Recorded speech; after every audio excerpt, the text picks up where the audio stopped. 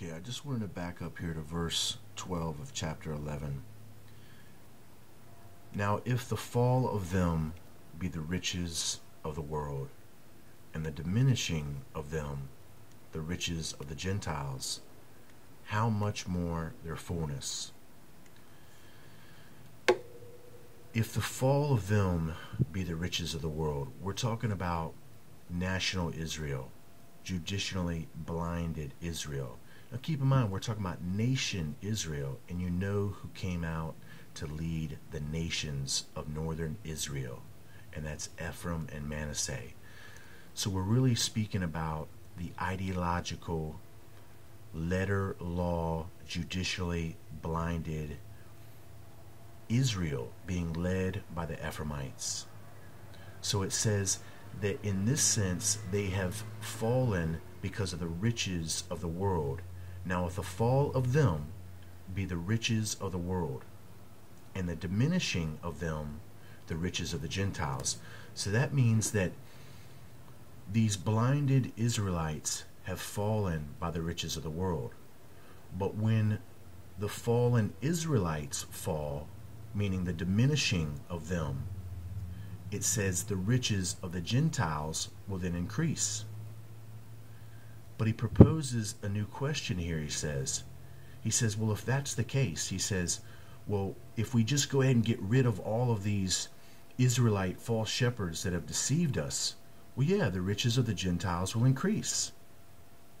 But in reality, he's saying, well, if you're going to increase in riches when we get rid of false Israel, how much more would you increase in riches if we could convert false Israel? How much more their fullness? Now listen again. Now if the fall of them be the riches of this world, that's false Israel has fallen to the enticements, to the material enticements of the fallen prince of this world, who promised material riches and kingdoms of this world. Now if the fall of them be the riches of this world, all right? Now for us, the diminishing of them, the riches of the Gentiles, meaning that if we were to believe the Lord was to come back just to smite and destroy these false shepherds, well, he's saying that people believe, well, that's going to increase the riches of the Gentiles. Well, he's saying, okay, yeah, that could increase your riches, but how much more would your riches increase if we could convert them?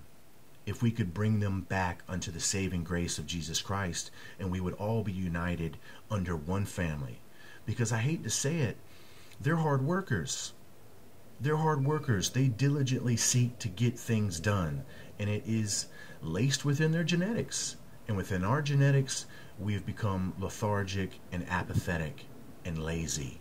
And they have kept their genetics more closely aligned to getting work done. So it's just interesting to note how he's presenting this, that if we could actually convert them, that the whole world's riches would increase by benefit of that. So just think about that. So we're finding out it matches what Hosea said, that God is not coming back to destroy them. He's coming back to hope to bring them back to the fold so that we can increase the riches and the benefit of the whole world by having all of the unique, layered, colored, cultural, different-minded peoples of the world together, that we can enrich civilization with all the different multi-tasted fruits and experiences that the people bring to the table.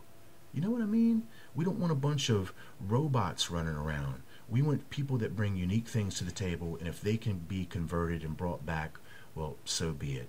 It's important to understand that. For if the casting away of them be the reconciling of the world, what shall the receiving of them be? But life from the dead?